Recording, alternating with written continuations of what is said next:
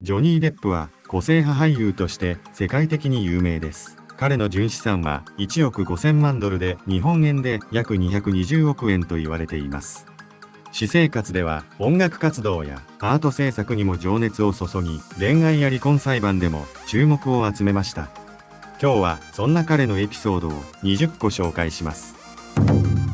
12歳の時に母親からギターを買ってもらい、様々なバンドで演奏活動を始め、ミュージシャンになるために高校を中退した。この時、両親の命令でしぶしぶ学校に戻ろうとしたが、校長から夢を追いかけなさいと言われ、そのまま学校を辞めた。20歳の時、バンドと共にロサンゼルスに移住したが、すぐにバンドは解散。バンド解散後、元ベース奏者の妹、ロリアン・アリソンと結婚。ある日、妻アリソンを通じてニコラス・ケイジを紹介され、俳優になることを勧められた。さらに、エージェントと会うように手配もしてくれ、その結果、エルム街の悪夢で映画デビューすることになった。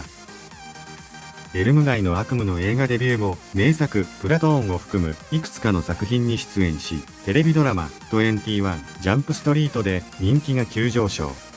このドラマの彼の出演料は、1エピソードあたり4万5000ドルだった。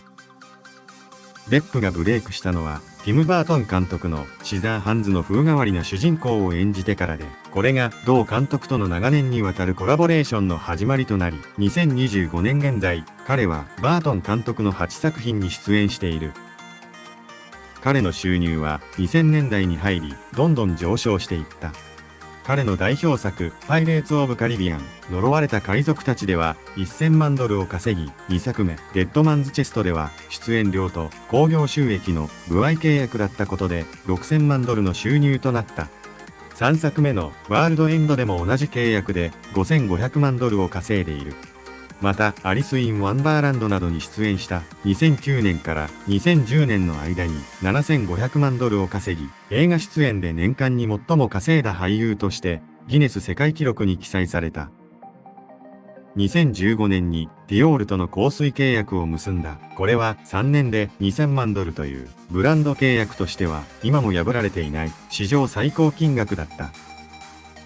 彼はエアロスミスのジョー・ペリーとアリス・クーパーと一緒にハリウッド・ヴァンパイアーズというバンドを結成し、最初のアルバムにはポール・マッカートニーがゲスト出演している。彼が描いた絵画は販売後即完売で数百万ドルを稼いでおり、最近では NFT アートも販売し、こちらも高額で取引されていた。2004年、永遠など何もないという意味を持つ映画制作会社インフィニタム・ニヒルを設立。そこで彼は CEO、プロデューサーとして活躍し、姉のクリスティが社長を務めている。この会社の作品には、ヒューゴの不思議な発明、マーティン・スコセッシ監督のラムダイアリー、ティム・バートン監督のダーク・シャドウなどがある。彼は伝説のギャング、バグジー・シーゲルの店、メロディールームがあった場所のナイトクラブで共同オーナーになった時期がある。1993年にナイトクラブバイパールームとしてオープンしたが、同年彼の友人でもあった俳優リバー・フェニックスがこのナイトクラブで薬物の過剰摂取により死亡している。彼の不動産はアメリカ国内だけでなく、フランスの一つの村やバハマ諸島の島なども購入している。所有している豪邸は合計14軒以上あり、それらを購入するために7500万ドルを支払ったと言われている。彼は映画史に残る伝説的人物の貴重な記念品を多数所有している。例えば、こういうのあったマーロン・ブランドの遺品や台本、マリリン・モンローの化粧台や衣装、ジェームズ・ディーンのサングラスなど、専用の倉庫で保管している。娘が幼い頃、一緒にバービー人形で遊んでいたことから、彼はバービー人形コレクションにハマった。特にビヨンセやリンジー・ローハンなど実在する人物を模した人形がたまらなく好きらしい。彼の金遣いの荒さは有名で、ヨット数隻、クラシックカーなどの高級車やバイクを45台以上、バスキアやウォーホールなどの芸術家の作品を含む美術コレクションなどを12カ所の特別倉庫で保管している。絶頂期にはフルタイムスタッフ40人の給与に月30万ドル、ボディーガード代に月15万ドル、ワイン代に月3万ドル、プライベートジェットでの移動費に月20万ドルを費やし、毎月200万ドルを超える支出があった。また、彼の友人の位牌を高さ46メートルの塔から大砲で発射するために500万ドルを費やしたこともある。ある女の子がジャック・スパロー宛ての手紙を書いた。ジャック・スパロー船長、私たちはみんな新進気鋭の若い海賊の集団です。普段は仲が良いのですが、教師たちに対して反乱を起こすのは大変です。ぜひ、手伝いに来てください。海賊の卵、ベアトリス・デラック、9歳。デップは手紙を受け取った後、実際にスパローの衣装を着て学校に現れ、若い海賊たちを喜ばせた。2007年、ドクター・パルナサスの鏡の撮影中、主役のヒース・レジャーが急逝した。彼と親交のあったデップは、ジュード・ローやコリン・ファレルと共に彼の代役を務め、映画は無事に完成した。そして3人は本作の出演料全額を彼の維持である当時2歳の娘マチルダに寄贈している。娘のリリー・ローズが大腸菌感染症にかかり腎不全になった。グレート・オーモンド・ストリート病院が彼女を治療し、病気は完治。彼は感謝の気持ちを表すためにジャック・スパロー船長の衣装を着て病院を訪れ、4時間にわたって入院中の子供たちを楽しませた。さらに翌年、彼は同病院に2億円を寄付している。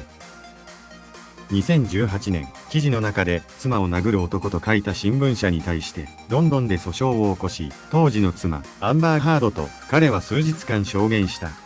裁判官はハードが受けたと主張する14件の暴力事件のうち12件は実質的に事実であるとの判決を下した。2019年、今度はアメリカでハードを訴えた。彼はハードがワシントンポスト紙に寄稿した虐待について事実無根として5000万ドルを求めた。